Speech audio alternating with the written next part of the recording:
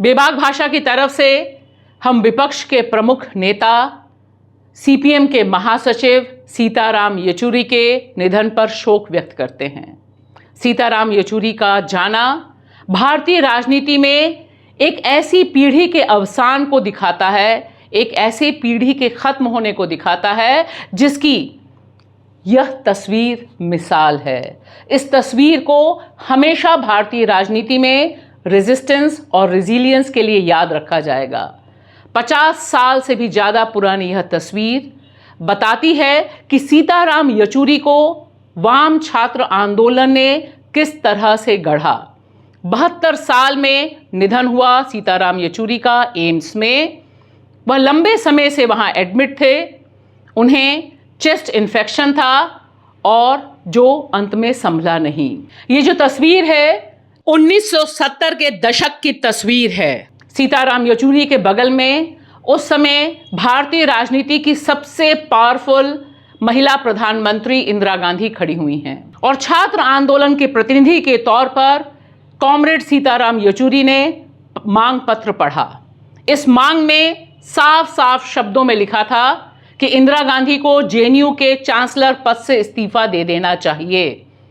खास सोच के हैरानी होगी कि उस समय की सबसे पावरफुल प्रधानमंत्री इंदिरा गांधी न सिर्फ छात्रों की इस मांग को सुनती हैं बल्कि उस पर अमल भी करती हैं, इस्तीफा देती हैं। लेकिन देखिए यह स्वर जो सीताराम येचुरी का इस तस्वीर में दिखाई दे रहा है, पूरी हिम्मत और बेबाकी के साथ 2024 में भारतीय राजनीति किस क्रम में पहुंची है इसका अंदाजा हम सबको है। आज की तारीख में यह कल्पना करना भी मुश्किल है कि सीताराम येचुरी सरीखा कोई छात्र नेता, प्रधानमंत्री, मुख्यमंत्री या कोई भी अदना अधिकारी के सामने खड़े होकर डेमोक्रेटिक राइट का इस्तेमाल करके उससे इस्तीफा मांग सकता है। इसलिए यह तस्वीर हमें याद दिलाती है कि वाम छात्र आंदोलन ने किस तरह से लोकतंत्र की रक्षा में तब भी अपना मोर्चा संभाला था और आज की तारीख में भी सीताराम येचुरी को याद करने वाले लोगों में नौजवानों की संख्या बहुत ज़्यादा है। बाकी पॉलिटिकल सर्कल में निश्चित तौर पर सीताराम येचुरी की याद लंबे समय तक महसूस की जाएगी और ख़ास तौर से इस क्रिटिकल जंक्चर पर जब डेमोक्रेसी है तब तो और भी ज़्यादा, क्योंकि सीताराम येचुरी एक कम्युनिस्ट, एक मृदुभाषी नेता, हाईली इंटेलेक्चुअल नेता और साथ ही साथ गठबंधन की राजनीति में तमाम लोगों से बातचीत करने का मादा रखने वाले नेता के तौर पर अपनी एक लंबी लकीर खींचकर गए हैं हमारे बीच। और इसमें उनका यह भाषण जो इस साल राम मंदिर का इनॉग्रेशन हुआ उससे जुड़ा हुआ यह भाषण है, यह सुनना समझना बहुत ज़रूरी है कि दरअसल एक कम्युनिस्ट ही किस तरह से ट्रू सेकुलर हो सकता है। यहाँ पर जो डिफाइन किया है उन्होंने कि मैं यानी सीताराम येचुरी किस तरह से सेकुलरिज्म को देखते हैं, वह सुनना बहुत ज़रूरी है। I respect, CPM respects religion. We will be the first to safeguard and protect the right of every individual to the choice of their faith. Religion is a holy bond between an Atma and the Paramatma. Now who is that Paramatma? That only this Atma can decide. And whatever this Atma decides, nobody can interfere in that. And that Atma can be a Hindu, a Muslim, a Christian, a Jew, a whatever. We will protect that right for every individual. कि CPM सबसे पहले हर भारतीय की किसी भी धर्म में श्रद्धा आस्था को बचाने का काम करेगी। धर्म क्या है? धर्म आत्मा और परमात्मा के बीच सीधा रिश्ता है और वह परमात्मा कौन है यह सिर्फ ये आत्मा डिसाइड कर सकती है कि वह परमात्मा हिंदू है, मुसलमान है, ईसाई है, ज्यू है या कोई और यह आत्मा अपने जिस भी परमात्मा को चुनती है उसमें कोई भी हस्तक्षेप नहीं कर सकता।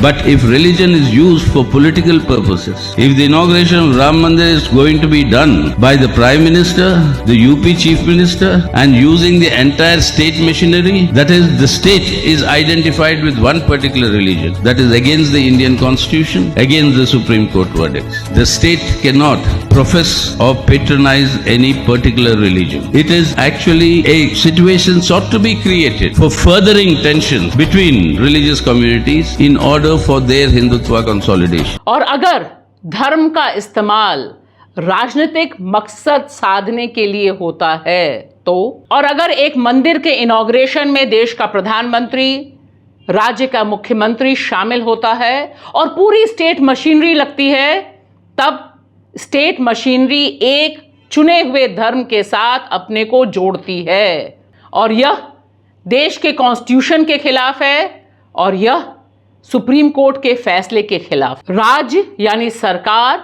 किसी भी एक धर्म के साथ खुद को जोड़ नहीं सकती या उसे फॉलो नहीं कर सकती है और यह स्थिति जानबूझकर पैदा की गई है ताकि समुदायों में तनाव पैदा किया जाए और हिंदुत्व के एजेंडे को आगे बढ़ाया जाए। तो यह है सीताराम येचुरी, यह थे सीताराम येचुरी जो बिल्कुल बेबाकी से बताते हैं कि धर्म में जब राजनीति का प्रवेश होता है तो किस तरह से जाता है और कितने अफसोस की बात है कॉमरेड सीताराम येचुरी। और कॉमरेड सीताराम येचुरी जिस दिन गए उसी दिन यह तस्वीर सबसे बड़ी तस्वीर के रूप में सामने आई, जहां कॉन्स्टिट्यूशन पर ही बुलडोजर चल रहा था। ये तस्वीर बता रही है कि आज की तारीख में जब सीताराम येचुरी हमारे बीच नहीं हैं, उस समय सुप्रीम कोर्ट के चीफ जस्टिस ऑफ इंडिया के घर प्रधानमंत्री नरेंद्र मोदी जाकर गणपति बप्पा मौर्य करते हैं। और यह जो दीवार कॉन्स्टिट्यूशन ने खड़ी की है सेपरेशन ऑफ पावर की, अफसोस कॉमरेड सीताराम येचुरी, आप जब विदा ले रहे हैं उस समय यह दीवार और तेजी से गिर रही है। सीताराम येचुरी का जन्म चेन्नई में हुआ 1952 में और वे 4 भाषाएं पूरी महारत के साथ बोलने के लिए खासे जाने जाते रहे हैं।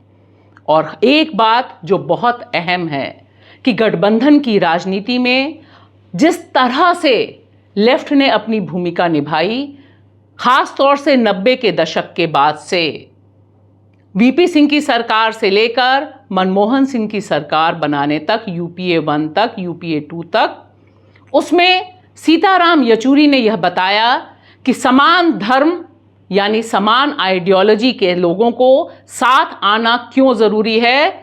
देश को बचाने के लिए जो मिशन पिछले साल शुरू हुआ यानी 2023 को जब इंडिया गठबंधन बना, उसमें भी बहुत अहम भूमिका निभाई सीताराम येचुरी ने। शायद यही वजह है कि उनका जो व्यवहारिक रूप है, उनका जो मृदु रूप है और उन तक आप पहुंच सकते हैं, उनसे आप बात कर सकते हैं, यह जो पर्सनालिटी सीताराम येचुरी की रही वह उन्हें एक अनूठे कम्युनिस्ट लीडर के तौर पर स्थापित करती है।